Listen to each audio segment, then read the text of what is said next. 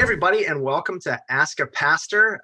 As always, we love to go through questions that you send in, but we today want to do Ask a Pastor in sort of a new format and talk about something that's really pressing to everybody right now. And so, as always, if you're watching this on social media, anything that you can do to like, to share, to subscribe, leave a comment, all of that's helpful, just in our effort to be able to get the word out about this podcast as we try to address relevant topics from a gospel perspective.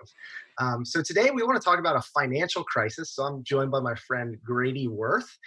Grady, could you introduce yourself and tell us a little bit about what you do?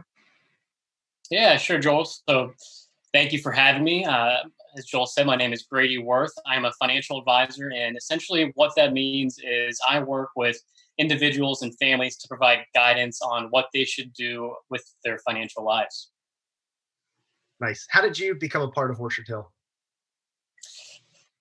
It goes way back. My first experience with Orchard Hill was through the Kids Fest program. Whenever I was first or second grade, I don't even know when I started, and it kind of started there. I got more involved in the youth program through middle school. Took a little hiatus, high school, college, but really, my wife is what got me back into coming to see you guys, and you having the strictest campus is really how I found my way back. So we started coming back again, probably I'd say 3 or 4 years ago. Yeah. I can't remember if I no, I wouldn't have known you as a teenager, but I was so excited to meet you when you came to the Strip District campus. And you and Carly, obviously, I just really enjoy you guys being around and contributing in lots of ways in different ministries. And most recently in the Work Matters program, it's been cool doing that with you guys. Yeah, thank you. The feeling is definitely mutual. So glad you guys are there. Yeah. So our goal here is not so much to give financial advice as it is to talk through, how should a Christian respond to financial crises in our lives? And that applies not just to people watching the stock market, go through wild swings, but also to, somebody who has nothing invested, but is now unemployed, because, they were a restaurant worker, or, they had a job where they met with clients or something like that. So, Kurt, maybe I'll throw the first question to you since you've been quiet so far. What do we make of this sort of this challenge that we're in? What do we say to somebody who's all of a sudden finding themselves unemployed? Why don't we start there? Yeah. Well, obviously, if you are counting on your income to live and you're without income, that's an incredibly hard place to be. And so first words I would say would just be empathy, to say we really feel for you. Obviously, there's two answers to any money problem that are really old and simple: increase revenue or decrease expenses. And so from what do? You either have to find a way to replace income, or you have to cut expenses, and it's probably some combination of both. And so, just from a very practical standpoint, that's what needs to happen. And, I would guess, too, that, if you've lost your job, especially with something like this, it's easy to kind of look at yourself and say, what happened that I didn't see this coming, didn't have a different role, different job, that I didn't hedge myself against this. And I would just say, this is certainly something that's global, way beyond anything anybody could have seen. So spend as little time as you can second guessing your choices and focus on what you can do right now to either increase revenue or decrease expenses. That's helpful. Grady, what would you say, just maybe looking at sort of what has happened overall? Could you just give us a summary of what has happened? Why is it happening? Yeah.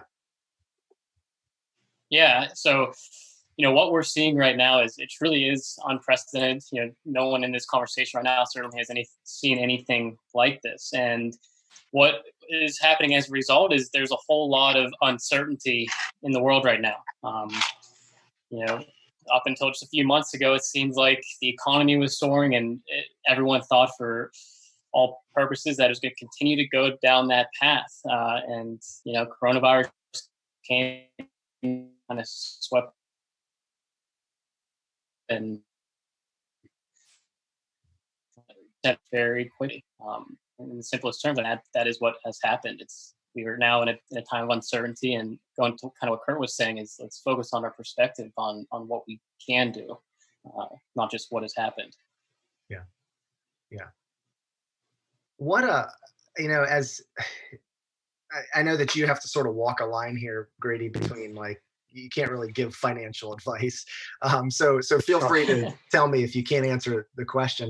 But what do you say to people just as they're watching the stock market go through wild ups and downs?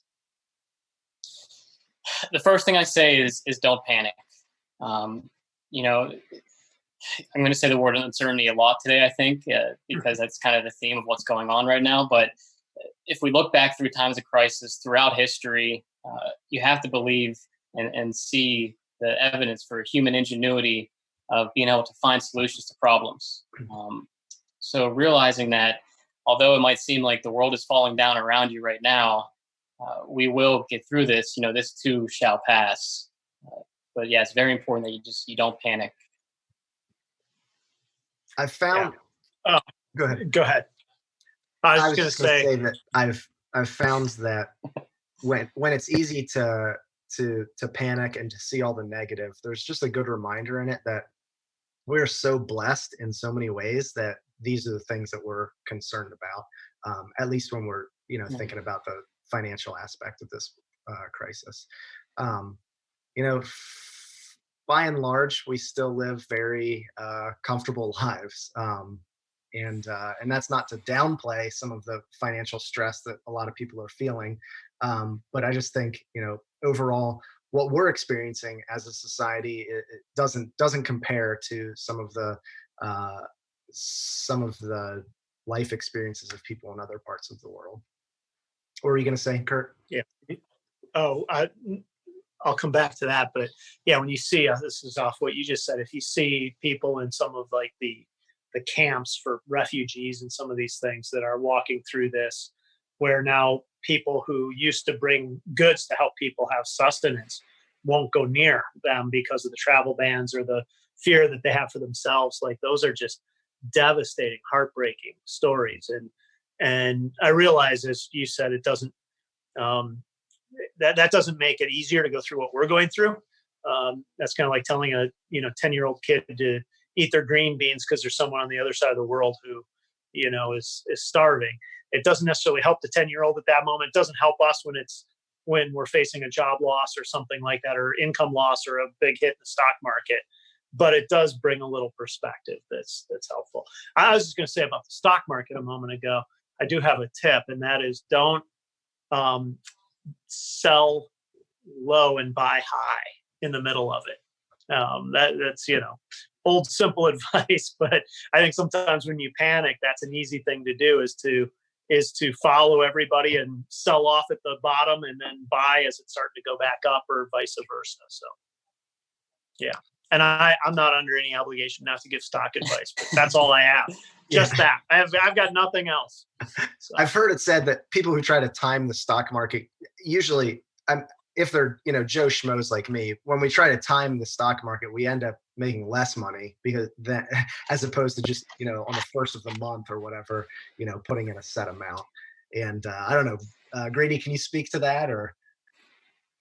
Yeah, I can make a few comments. Again, very general and broad comments, but you're right. It's incredibly, incredibly difficult to time the market. In fact, there's some people who would say that nobody can.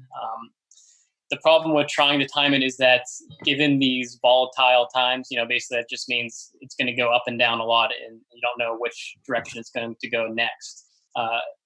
There's going to be days where you're going to see big swings in both directions, and sometimes if you miss the biggest swings up, it makes it much harder to recover any potential losses that you were trying to save yourself from by, like you're saying, Joel, trying to time it.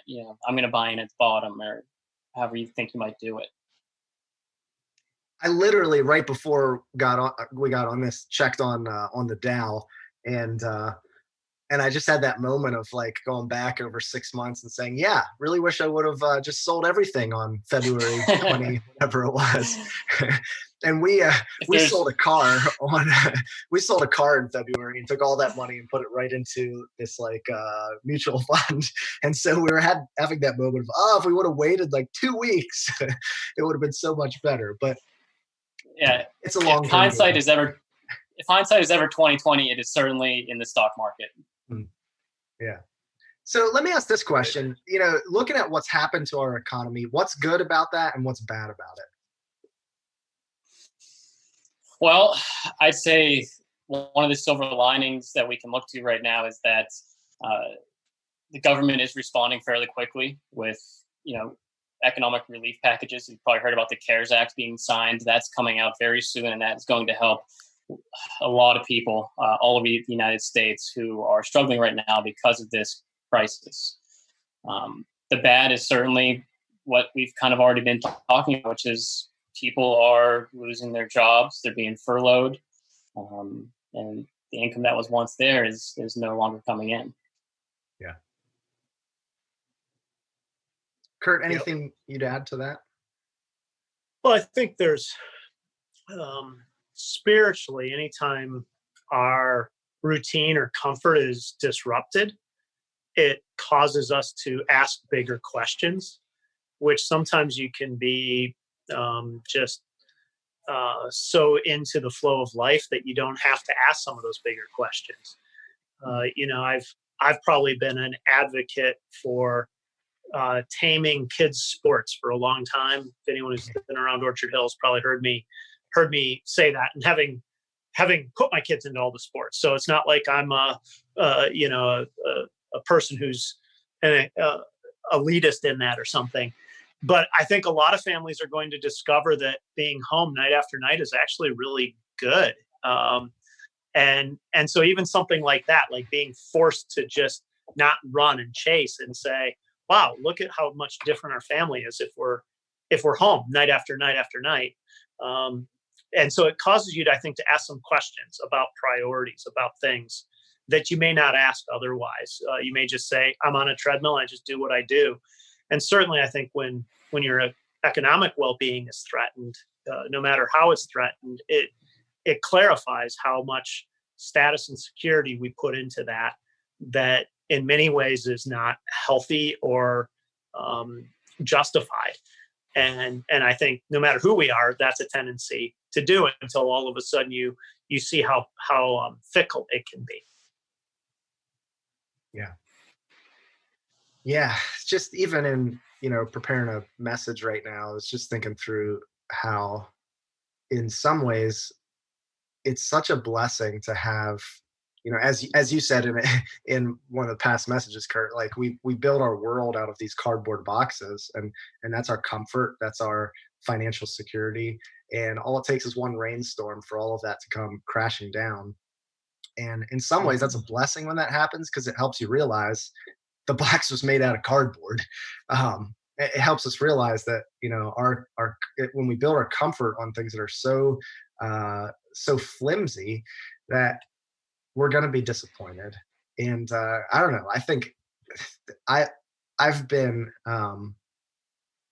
reminded of how much joy we can have in little simple things. Going for a bike ride outside, enjoying the sunny day when we get it. The three of them we get, in Pittsburgh. That's right.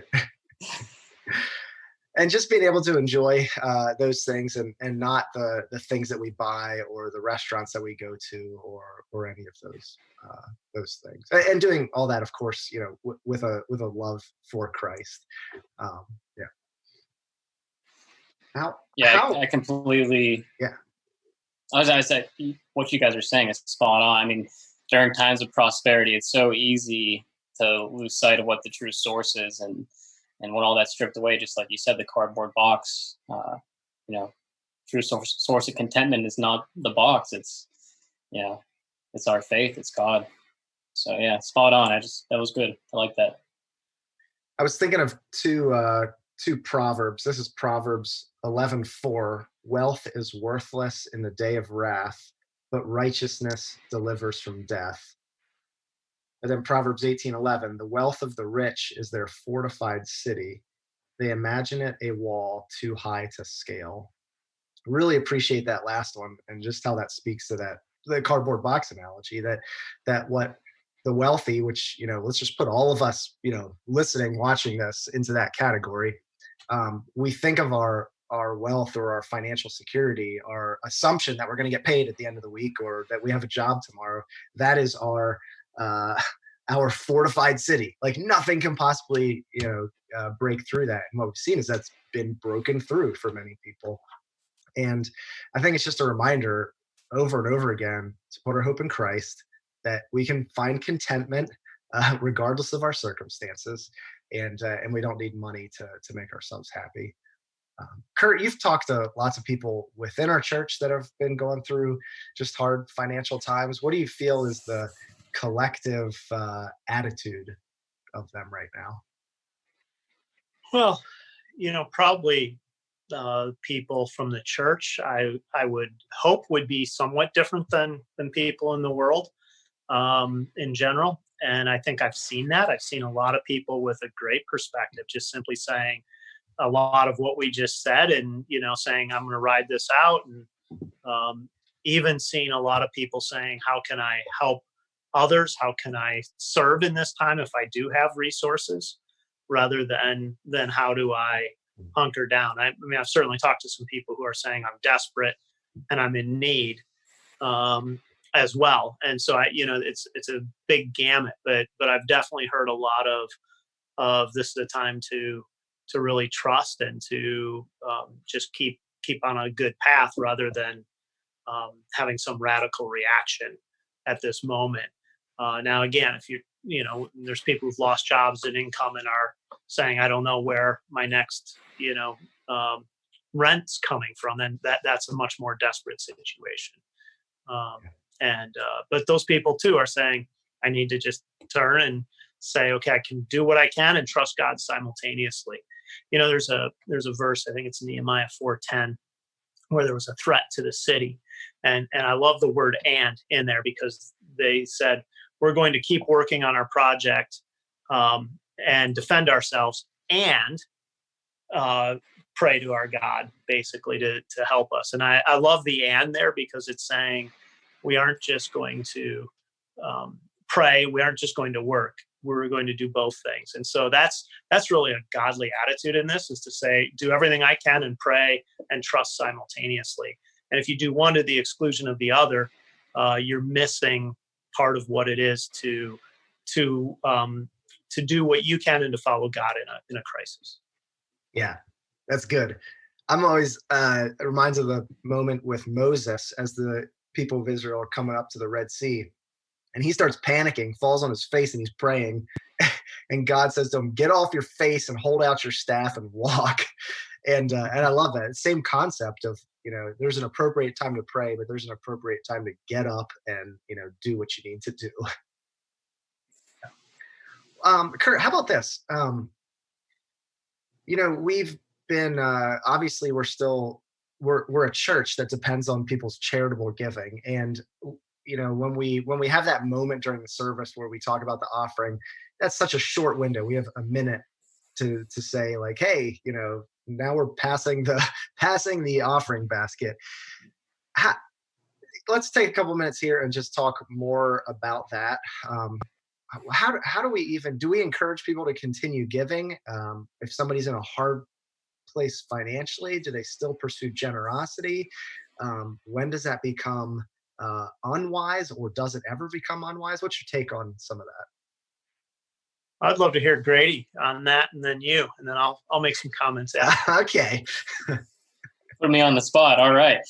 I think people right now, they have to just take a look at their resources, and obviously you have to take care of yourself. You don't want to put strain on your family if you can't give right now, and that really comes down to the individual situation, and it's a tough question to ask, but I think it's going to be answered on a personal basis. I don't know if I have the good answer for you, Kurt. I think definitely got to defer to you on this one. I think you're Joel, right what's your on. I think you're right on, Grady, about people do need to look at their personal situation, and we for sure need to take care of our needs and obligations. Um, I I don't think it'd be appropriate to not pay someone that you owe money to, including, your mortgage lender if you have a loan on a vehicle. I don't think that it would be appropriate to not pay those people and then to be generous elsewhere, because that's just practicing dishonesty. Um, at the same time, I'd say that, and I think I said this maybe in our sort of pre-service thing last weekend, that when I was a college student, no, I didn't say this there, but when I was a college student, I was working a part-time job. I had less money coming in than I had going out, and things were very tight. And the goal was to graduate without debt. And so I shouldn't say that. We were basically breaking even on money coming in versus money going out. And still in that season, like, I was committed to whatever I brought in from a job to set aside 10% of that to give away. And it was in that season that uh, my wife and I actually both started sponsoring two kids through an organization. I live in the third world, and I've just learned that that is so freeing and life giving, that even when things are tight financially, to be able to let go of something and to be a blessing to somebody else. I just think it's such a gift to the giver, to be able to be free of that. Yeah, I think it's actually a clarifying time in terms of priority and giving. And certainly I agree, Grady and Joel, that if somebody, owes money um, to somebody and needs to pay that first, and that if you have no income, there's nothing to tithe on.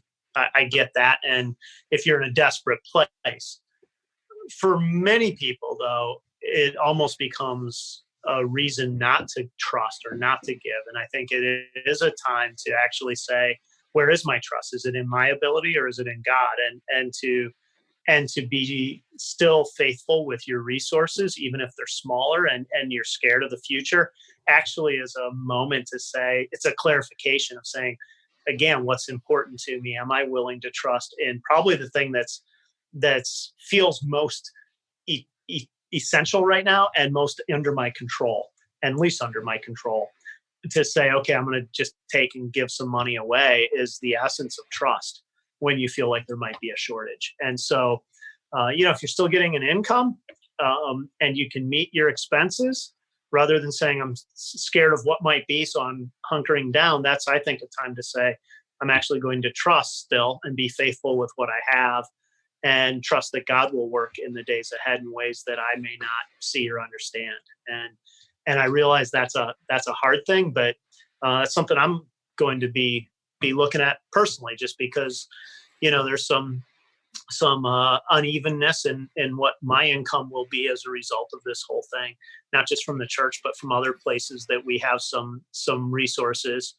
And as a result of that, my income's going to drop. And so there's a tendency to want to do less rather than to say, what does it mean to be, faithful with what I have? Yeah. Yeah. It's such a blessing to be able to give things away. And, I think you've said this before in past episodes, Kurt, that one day generations are going to look back on us, and maybe one of their, strongest criticisms of us is how much we spent on ourselves and our own appetites and our own consuming. And, to be able to break out of that, and, I don't know, just giving money away is such a, it's a very real way that we say to our wallet, I'm not going to worship you. You're not going to lead me. I'm in charge of you. And if I want to just give some away, I'm going to do so. Yeah. Yeah, no, I think that's well put. And it really is at some level an issue of trust, especially in a time like this where you say, am I willing to say, God, I'm going to give, even though right now everything in me says conserve every last dollar. Hmm. And that's going to be true not just for the church, but any charity that you support, because everyone will take a hit. In part because some people don't have as much money, and some people will be more concerned about giving.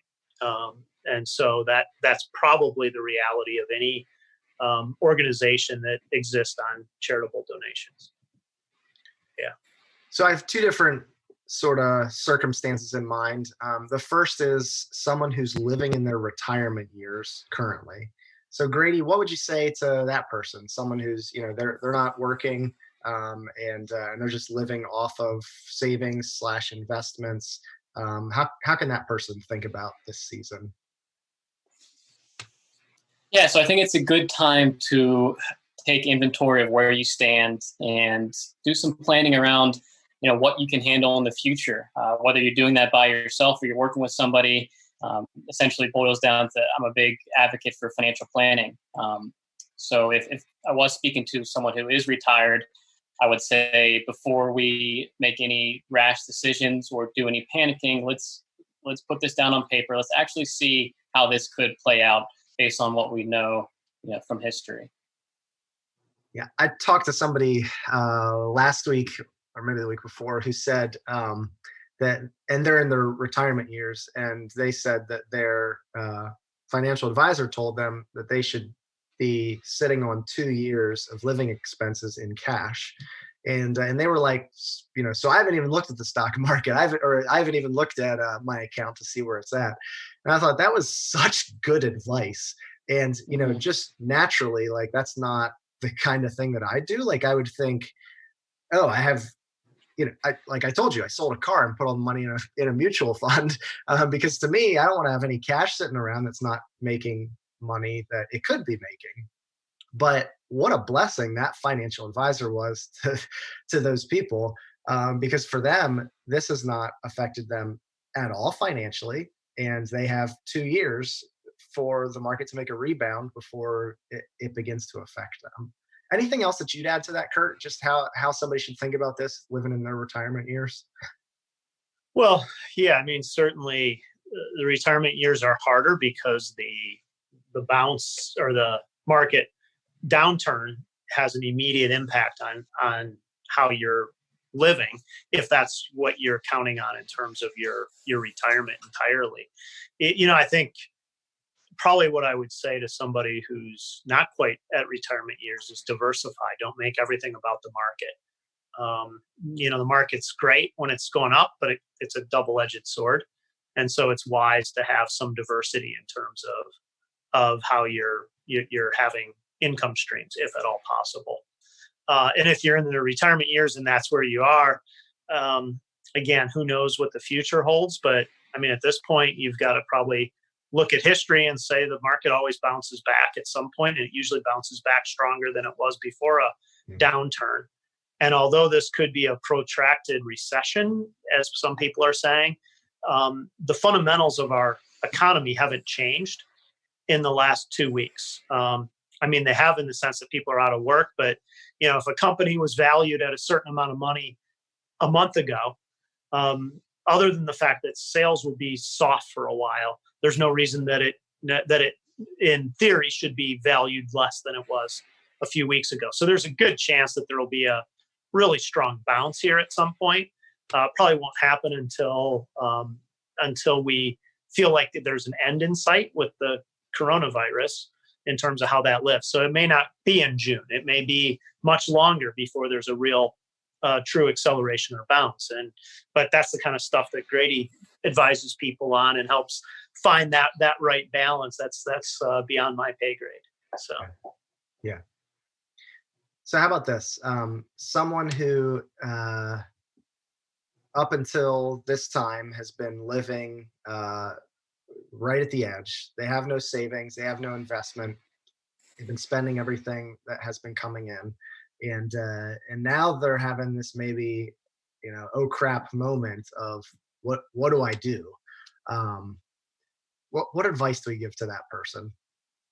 And I get that in this moment maybe there's not a whole lot that they can do, but once we get through this, once everybody's fully employed, what does that person need to start doing? Yeah, Grady? Yeah. Well, for the moment right now, I would just encourage them to say, look, there are things that you can do. There's help that you can receive right now that can help you out during this trying time, whether that's unemployment compensation or the recovery rebates that are coming from the government. There are options that are going to help you until this kind of crisis plays out. Once you get back on your feet and get back in the swing of things, it's time to look at what happened as a sense that it was a wake-up call, that you saw that you weren't doing things the right way, and you need to take inventory and really be accountable for how to plan out your future finances. So inevitably, whenever the world does face a crisis again, you're better prepared. Yeah. Well, and what I would add to that is, if this might, as you say, be a blessing in the sense of there is bailout money, and they're extending unemployment and some things that might make it easier to navigate. But one, look at all our expenses, your expenses, because there's a lot of expenses that a lot of us have that we think are necessary that may not be necessary.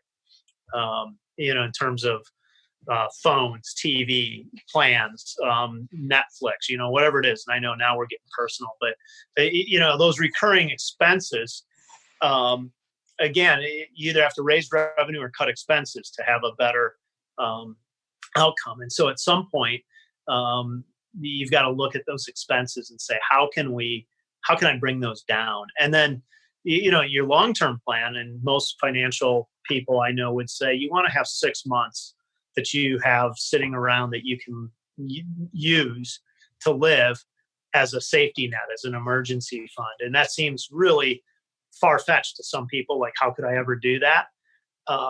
But that is really a worthwhile goal, because if it wasn't a global thing and there wasn't, the government programs to help sustain you in this time, then you might be going through that in a much different way. And so that's something that I know our program here, when we go through the financial peace thing, really advocates, and I think is a really simple but wise step for people for the future.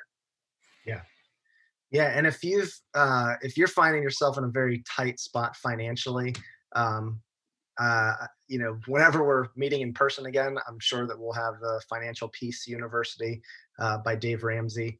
But I know that you can go to that website and Google some of the baby steps. And I think one of the first baby steps is set aside $1,000 in an emergency fund. And then from there, you try to build it up to that 6 months. Mm-hmm. I read a couple months back, 2/5 of Americans don't have $400 in their bank account.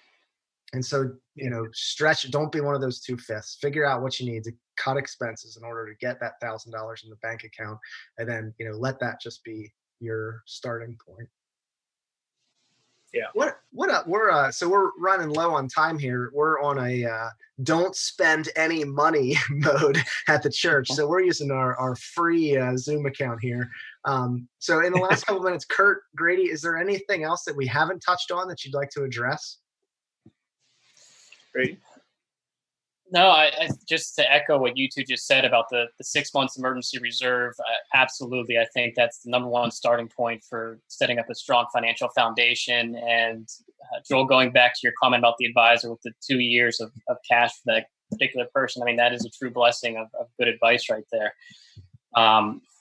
Joel, a while ago, this is maybe a year or two ago, in a sermon, you gave an analogy about it was about driving and how a lot of car accidents happen because people are too focused on what's right in front of them instead of having their eyes up and looking, at the long term. And I just think that that's really applicable to what's going on right now. It's almost like we're driving through downtown Pittsburgh and a big pothole opens up in front of us and swallows up a bus, like happened earlier in the last year. And it's very scary. It might seem like the world is ending, but if you can pick up your gaze and look to the horizon, you'll see that there's ways around it, and there's a future ahead.